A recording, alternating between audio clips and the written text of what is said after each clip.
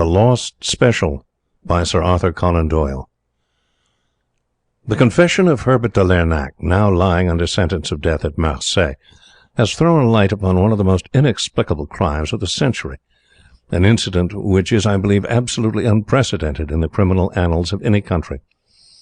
Although there is a reluctance to discuss the matter in official circles, and little information has been given to the press, there are still indications that the statement of this arch-criminal is corroborated by the facts, and that we have at last found a solution for a most astonishing business.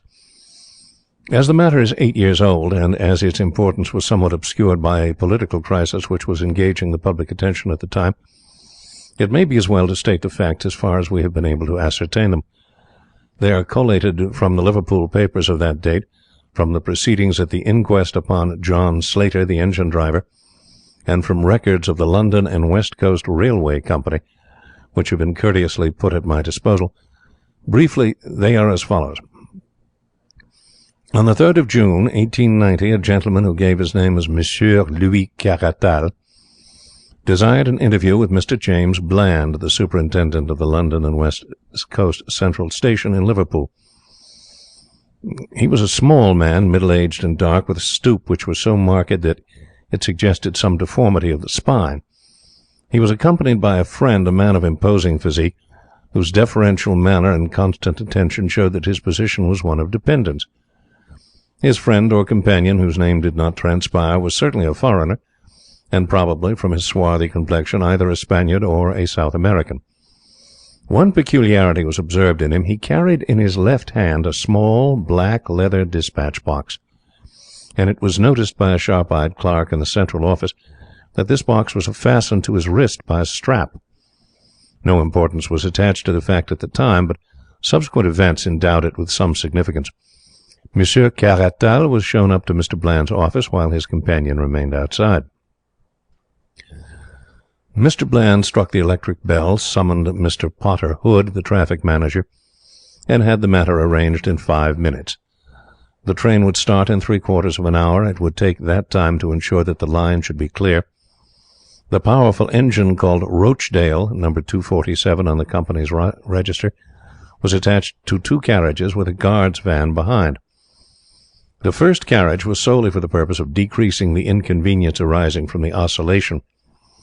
The second was divided, as usual, into 4 compartments, a first class smoking, a second class, and a second-class smoking.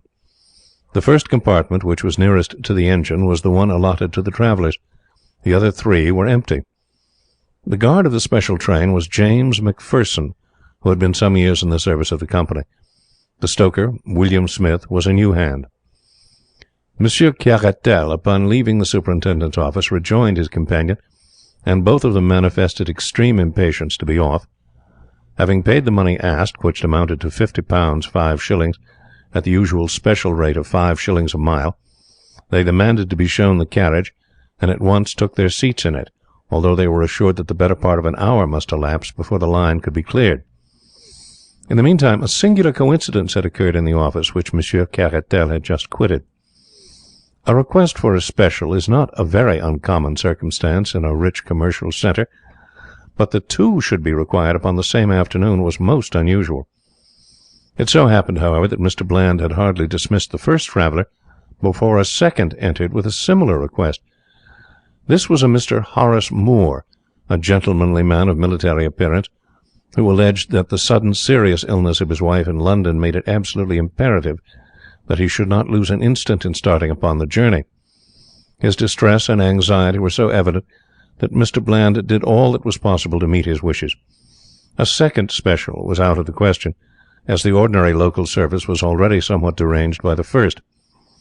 There was the alternative, however, that Mr. Moore should share the expense of Monsieur Caratal's train, and should travel in the other empty first-class compartment, if Monsieur Caratal objected to having him in the one which he occupied. It was difficult to see any objection to such an arrangement, and yet Monsieur Caratal, upon the suggestion being made to him by Mr. Potter Hood, absolutely refused to consider it for an instant. The train was his, he said, and he would insist upon the exclusive use of it. All argument failed to overcome his ungracious objections, and finally the plan had to be abandoned. Mr. Horace Moore left the station in great distress after learning that his only course was to take the ordinary slow train which leaves Liverpool at 6 o'clock. At 4:31 exactly by the station clock, the special train, containing the crippled Monsieur Caratal and his gigantic companion, steamed out of the Liverpool station. The line was at that time clear, and there should have been no stoppage before Manchester. The trains of the London and West Coast Railway run over the lines of another company as far as this town, which should have been reached by a special rather before 6 o'clock. At a quarter after 6, considerable surprise and some consternation were caused amongst the officials at Liverpool by the receipt of a telegram from Manchester to say that it had not yet arrived. An inquiry directed to St. Helens, which is a third of the way between the two cities, elicited the following reply: To James Bland, Superintendent, Central L&WC, Liverpool. Special passed here at 4:52, well up to time. Dowster, St. Helens. This telegram was received at 6:40. At 6:50 a second message was received from Manchester. No sign of special as advised by you. And then 10 minutes later a third, more bewildering. Presumes some mistake as to proposed running of special. Local train from St. Helens timed to follow it has just arrived and has seen nothing of it. Kindly wire advises. Manchester. The matter was assuming a most amazing aspect, although in some respects the last telegram was a relief to the authorities at Liverpool. If an accident had occurred to the special, it seemed hardly possible that the local train could have passed down the same line without observing it. And yet, what was the alternative? Where could the train be? Had it possibly been sidetracked for some reason in order to allow the slower train to go past? Such an explanation was possible if some small repair had to be effected. A telegram was dispatched to each of the stations between St. Helens and Manchester, and the superintendent and traffic manager waited in the utmost suspense at the instrument for the series of replies which would enable them to say for certain what had become of the missing train. The answers came back in the order of questions, which was the order of the stations beginning at St. Helens End.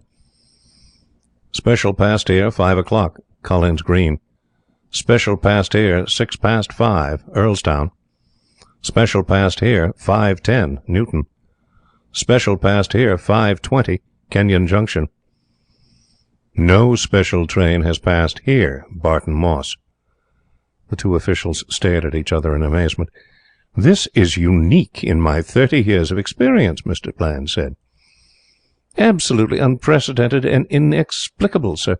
The special has gone wrong between Kenyon Junction and Barton Moss. And yet there is no siding, so far as my memory serves me, between the two stations. The special must have run off the metals. But how could the 4:50 Parliamentary pass over the same line without observing it? There is no alternative, Mr. Hood. It must be so. Possibly the local train may have observed something which may throw some light upon the matter. We'll wire to Manchester for more information, and to Kenyon Junction with instructions that the line be examined instantly as far as Barton Moss. The answer from Manchester came within a few minutes. No news of missing special. Driver and guard of slow train positive no accident between Kenyon Junction and Barton Moss. Line quite clear, and no sign of anything unusual. Manchester. That driver and guard will have to go, said Mr. Bland grimly. There has been a wreck, and they have missed it. The special has obviously run off the metals without disturbing the line. How it could have done so passes my comprehension, but so it must be, and we shall have a wire from Kenyon or Barton Moss presently to say that they have found her at the bottom of an embankment.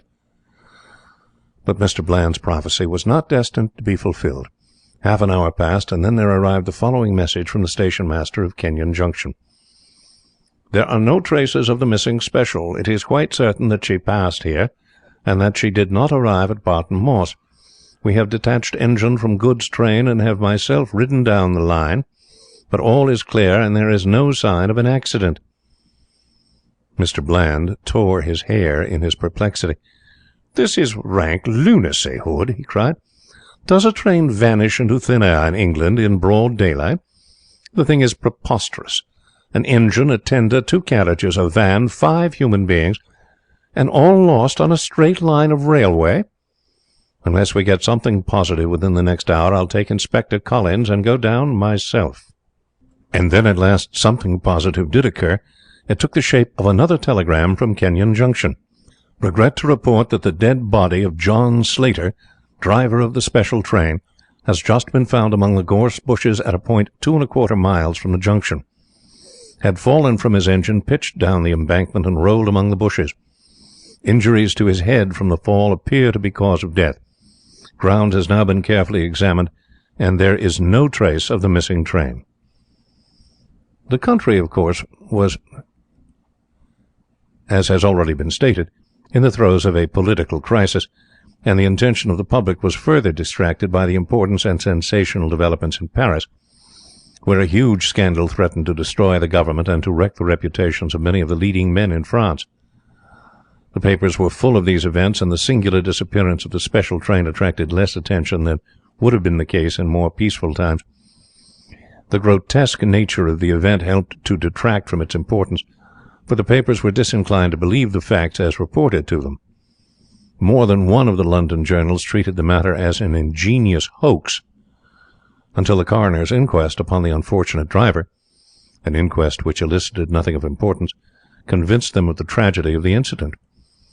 Mr. Bland, accompanied by Inspector Collins, the senior detective officer in the service of the company, went down to Kenyon Junction the same evening, and their research lasted throughout the following day, but was attended with purely negative results. Not only was no trace found of the missing train, but no conjecture could be put forward which would possibly explain the facts. At the same time, Inspector Collins's official report, which lies before me as I write, served to show that the possibilities were more numerous than might have been expected. Inspector Collins writes, "In the stretch of railway between these 2 points, the country is dotted with ironworks and collieries. Of these, some are being worked and some have been abandoned.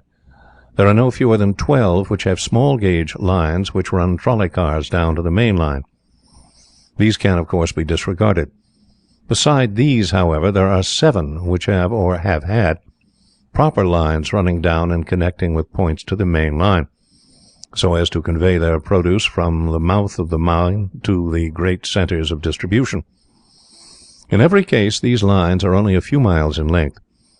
Out of the 7, 4 belong to collieries which are worked out, or at least to shafts which are no longer used. These are the Red Gauntlet, Hero, Slough of Despond, and Heart's Ease mines, the latter having 10 years ago been one of the principal mines in Lancashire. These 4 side lines may be eliminated from our inquiry, for, to prevent possible accidents, the rails nearest to the main line have been taken up, and there is no longer any connection. There remain 3 other side lines leading, A, to the Carnstock Ironworks, B, to the Big Ben Colliery, C, to the Perseverance Colliery. Of these, the Big Ben line is not more than 1/4 mile long, and ends at a dead wall of coal waiting removal from the mouth of the mine. Nothing had been seen or heard there of any special. The Carnstock Ironworks line was blocked all day upon the 3rd of June by 16 truckloads of hematite. It's a single line, and nothing could have passed. At the Perseverance line, a large double line, which does a considerable traffic, for the output of the mine is very large. On the 3rd of June this traffic proceeded as usual. Hundreds of men, including a gang of railway platelayers, were working along the 2 lines in a quarter which constituted the total length of the line, and it is inconceivable that an unexpected train could have come down there without attracting universal attention. It may be remarked in conclusion that this branch line is nearer to St. Helens than the point at which the engine driver was discovered, so that we have every reason to believe that the train was past that point before misfortune overtook her. As to John Slater, there is no clue to be gathered from his appearance or injuries. We can only say that, so far as we can see, he met his end by falling off his engine, though why he fell, or what became of the engine after his fall, is a question upon which I do not feel qualified to offer an opinion. In conclusion, the Inspector offered his resignation to the Board, being much nettled by an accusation of incompetence in the London papers. A month elapsed, during which both the police and the company prosecuted their inquiries without the slightest success. A reward was offered and a pardon promised in case of crime, but they were both unclaimed. Every day the public opened their papers with the conviction that so grotesque a mystery would at last be solved, but week after week passed by and a solution remained as far off as ever. In broad daylight, upon a June afternoon in the most thickly inhabited portion of England, a train, with its occupants, had disappeared as completely as if some master of subtle chemistry had volatilized it into gas. Indeed, among the various conjectures which were put forward in the public press, there were some which seriously asserted that supernatural, or at least preternatural, agencies had been at work, and that the deformed Monsieur Caratal was probably a person who was better known under a less polite name. Others fixed upon his swarthy companion as being the author of the mischief, but what it was exactly which he had done could never be clearly formulated in words. Among the many suggestions put forward by various newspapers or private individuals, there were one or two which were feasible enough to attract the attention of the public.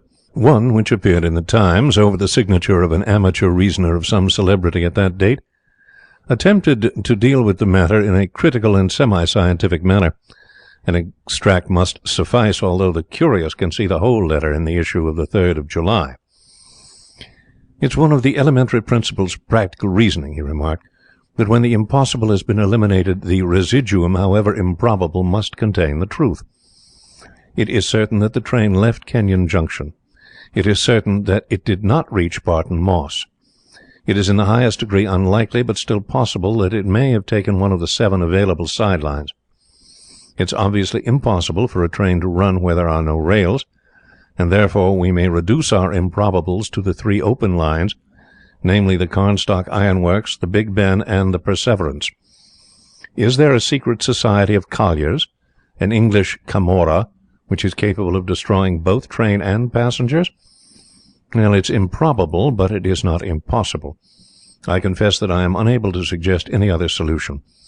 I should certainly advise the company to direct all their energies toward the observation of those 3 lines, and of the workmen at the end of them.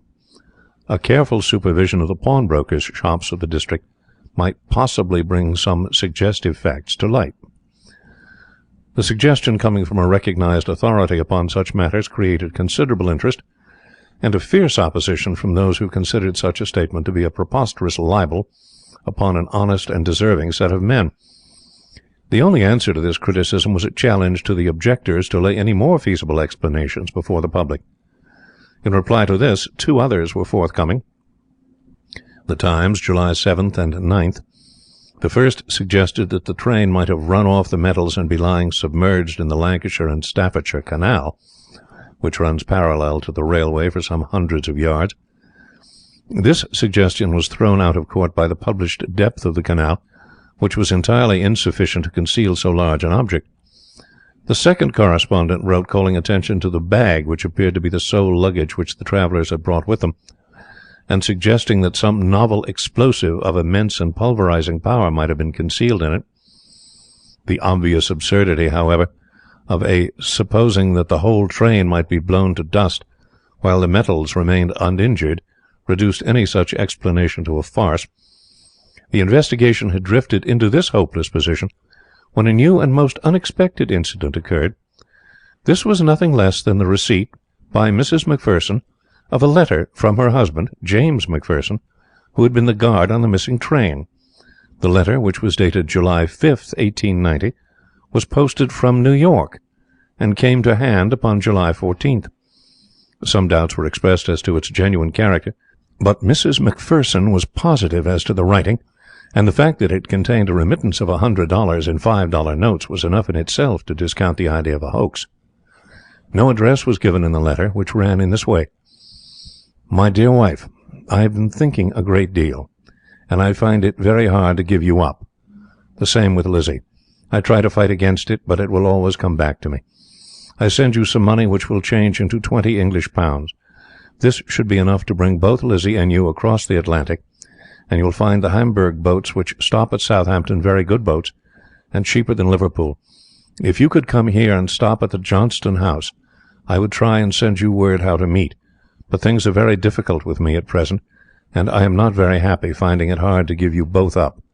So, no more at present. From your loving husband, James McPherson. For a time it was confidently anticipated that this letter would lead to the clearing up of the whole matter, the more so as it was ascertained that a passenger who bore a close resemblance to the missing guard had travelled from Southampton under the name of Summers in the Hamburg and New York liner Vistula, which started upon the 7th of June. Mrs. McPherson and her sister Lizzie Dalton went across to New York as directed, and stayed for 3 weeks at the Johnston House without hearing anything from the missing man. It's probable that some injudicious comments in the press may have warned him that the police were using them as a bait. However this may be, it's certain that he neither wrote nor came, and the women were eventually compelled to return to Liverpool. And so the matter stood, and has continued to stand up to the present year, 1898. Incredible as it may seem, nothing has transpired during these 8 years which has shed the least light upon the extraordinary disappearance of the special train which contained Monsieur Caratal and his companion. Careful inquiries into the antecedents of the two travellers have only established the fact that Monsieur Caratal was well known as a financier and political agent in Central America, and that during his voyage to Europe he had betrayed extraordinary anxiety to reach Paris. His companion, whose name was entered upon the passenger lists as Eduardo Gomez, was a man whose record was a violent one, and whose reputation was that of a bravo and a bully. There was evidence to show, however, that he was honestly devoted to the interests of Monsieur Caratal, and that the latter, being a man of puny physique, employed the other as a guard and protector. It may be added that no information came from Paris as to what the objects of Monsieur Caratal's hurried journey may have been. This compromises all the facts of the case upon the publication in the Marseille papers of the recent confession of Herbert de Lernac, now under sentence of death for the murder of a merchant named Bomballot. This statement may be literally translated as follows: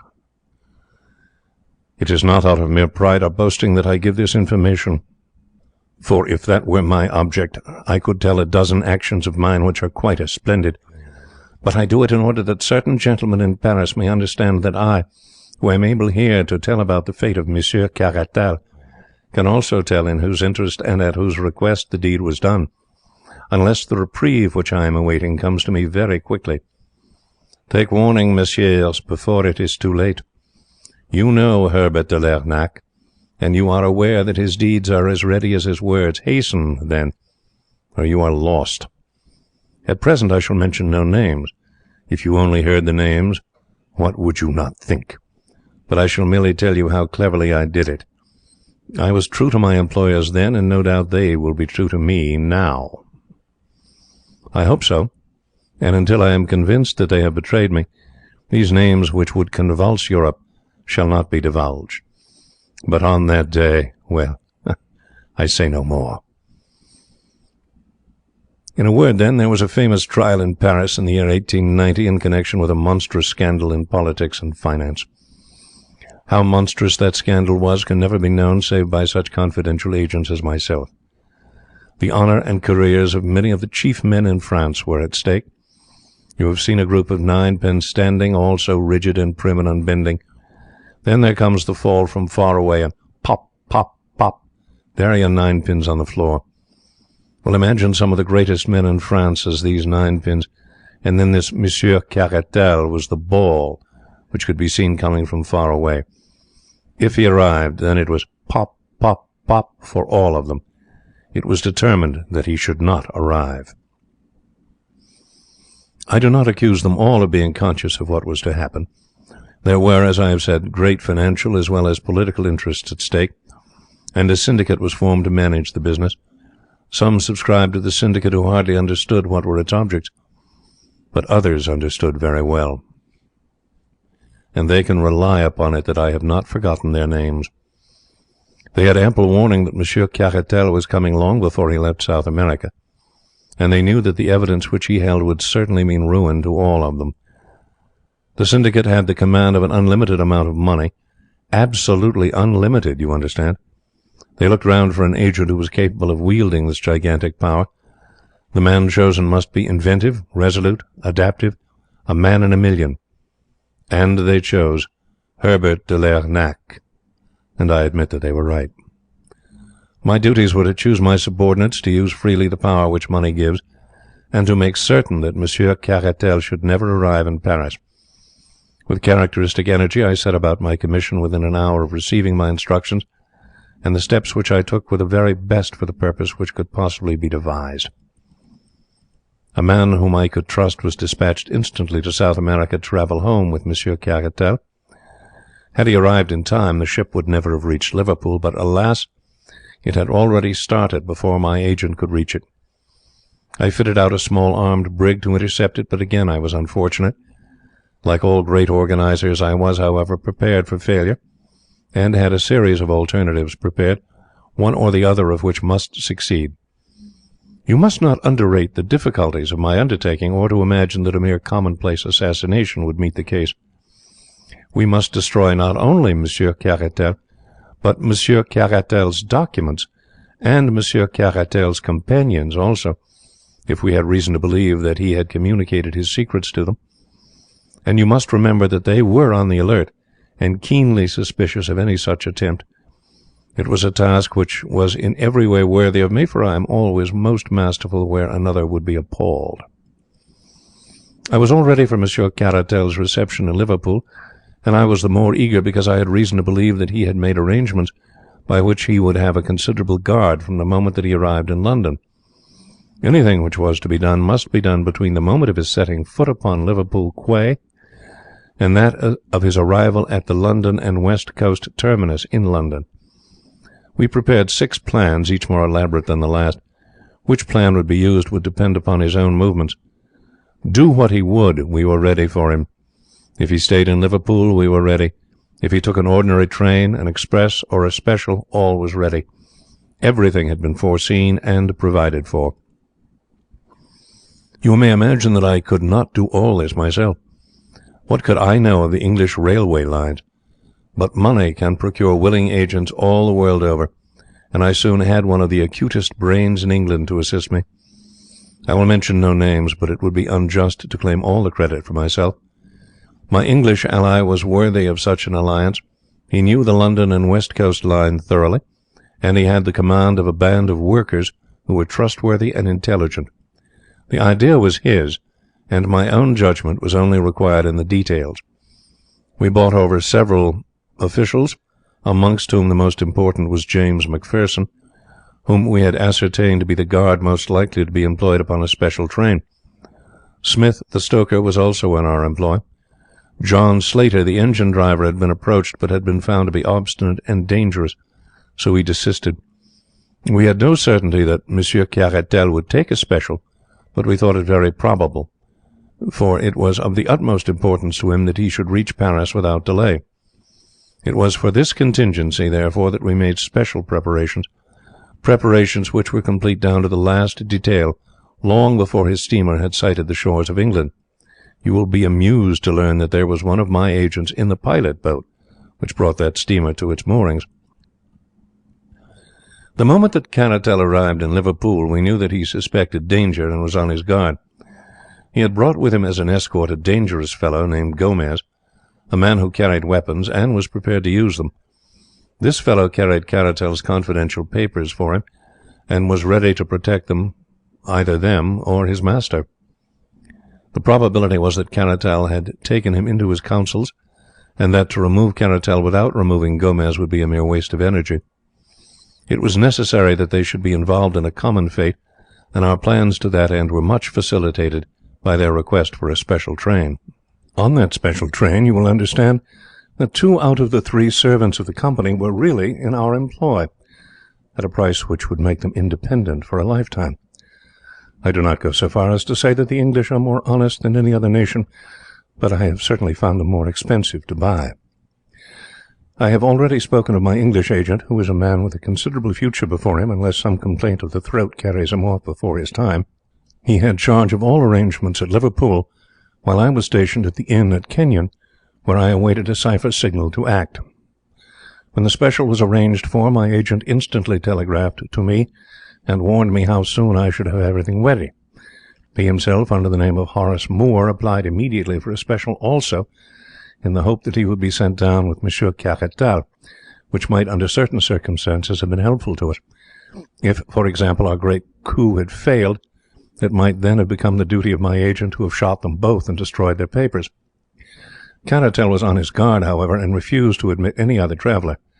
My agent then left the station, returned by another entrance, entered the guard's van on the side farthest from the platform, and travelled down with Macpherson, the guard. In the meantime, you will be, of course, interested to know that my movements were. Everything had been prepared for days before, and only the finishing touches were needed. The side line which we had chosen had once joined the main line, but it had been disconnected. We had only to replace a few rails to connect it once more. These rails had been laid down as far as could be done without danger of attracting attention, and now it was merely a case of completing a juncture with the line, and arranging the points as they had been before. The sleepers had never been removed, and the rails, fish plates, and rivets were all ready, for we had taken them from a siding on the abandoned portion of the line. With my small but competent band of workers, we had everything ready long before the special arrived. When it did arrive, it ran off upon the small side line so easily that the jolting of the points appears to have been entirely unnoticed by the two travellers.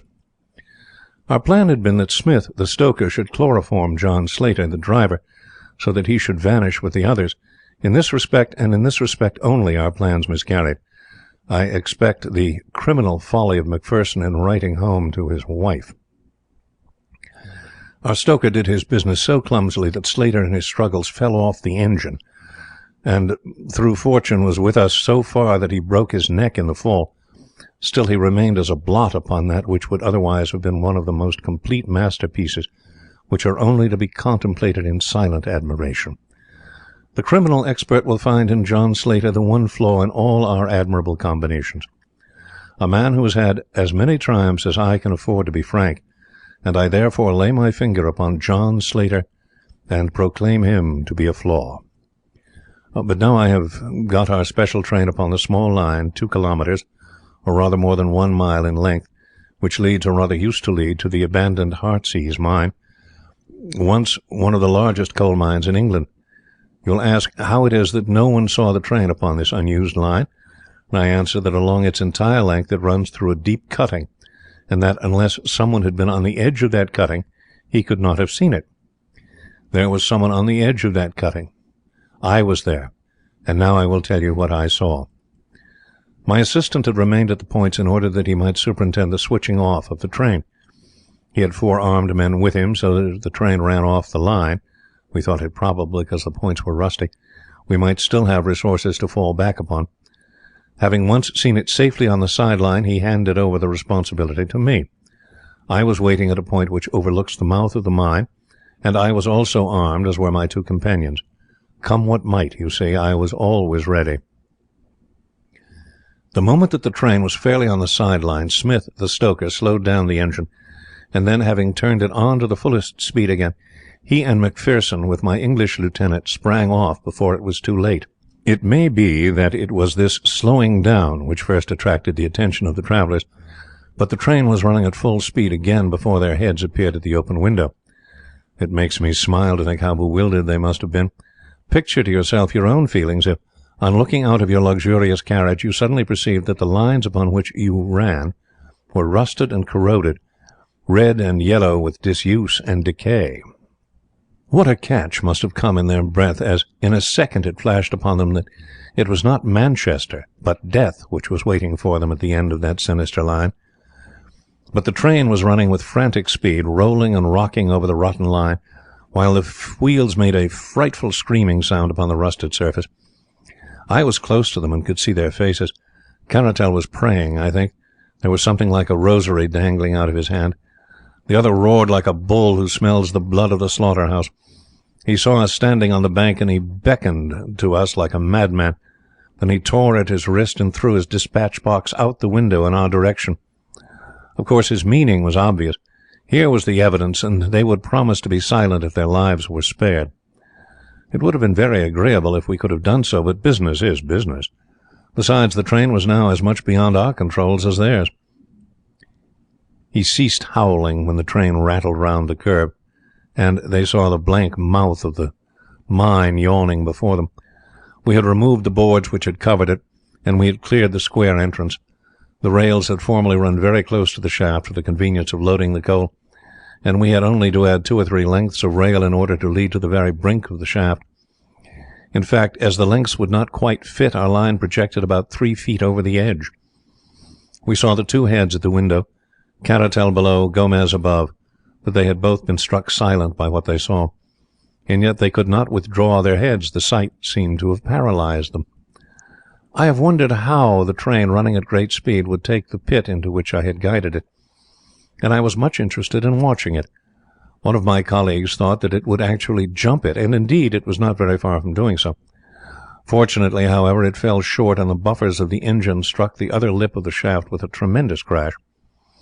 The funnel flew off into the air. The tender, carriages, and van were all smashed up into one jumble, which, with the remains of the engine, choked for a minute or so the mouth of the pit. Then something gave way in the middle, and the whole mass of green iron, smoking coals, brass fittings, wheels, woodwork, and cushions all crumbled together and crashed down into the mine. We heard the rattle, rattle, rattle as the debris struck against the walls, and then, quite a long time afterwards, there came a deep roar as the remains of the train struck the bottom. The boiler may have burst, for a sharp crash came after the roar, and then a dense cloud of steam and smoke swirled up out of the black depths, falling in a spray as thick as rain all around us. Then the vapours shedded off into thin wisps, which floated away in the summer sunshine, and all was quiet again in the Heartsease mine. And now, having carried out our plans so successfully, it only remained to leave no trace behind us. Our little band of workers at the other end had already ripped up the rails and disconnected the sideline, replacing everything as it had been before. We were equally busy at the mine. The funnel and other fragments were thrown in, the shaft was planked over again as it used to be, and the lines which led to it were torn up and taken away. Then, without flurry, but without delay, we all made our way to the country, most of us to Paris, my English colleague to Manchester, and Macpherson to Southampton, whence he emigrated to America. Let the English papers of that date tell how thoroughly we had done our work, and how completely we had thrown the cleverest of their detectives off our track. You will remember that Gomez threw his bag of papers out of the window, and I need not say that I secured that bag and brought them to my employers. It may interest my employers now, however, to learn that out of that bag I took 1 or 2 little papers as a souvenir of the occasion. I have no wish to publish these papers, but still it is every man for himself in this world, and what else can I do if my friends will not come to my aid when I want them? Messieurs, you may believe that Herbert de Lernac is quite as formidable when he is against you as when he is with you, and that he is not a man to go to the guillotine until he has seen that every one of you is en route for New Caledonia. For your own sake, if not for mine, make haste, Monsieur de Blanc and General Blanc and Baron Blanc. You can fill up the blanks for yourselves as you read this. I promise you that in the next edition there will be no blanks to fill. P.S. As I look over my statement, there is only one omission which I can see. It concerns the unfortunate man Macpherson, who was foolish enough to write to his wife and to make an appointment with her in New York. It can be imagined that when the interests like ours were at stake, we could not leave them to the chance of whether a man in that class of life would or would not give away his secrets to a woman.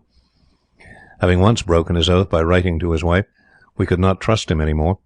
We took steps, therefore, to ensure that he should not see his wife. I have sometimes thought that it would be a kindness to write to her and assure her that there is no impediment to her marrying again. End of The Lost Special by Sir Arthur Conan Doyle,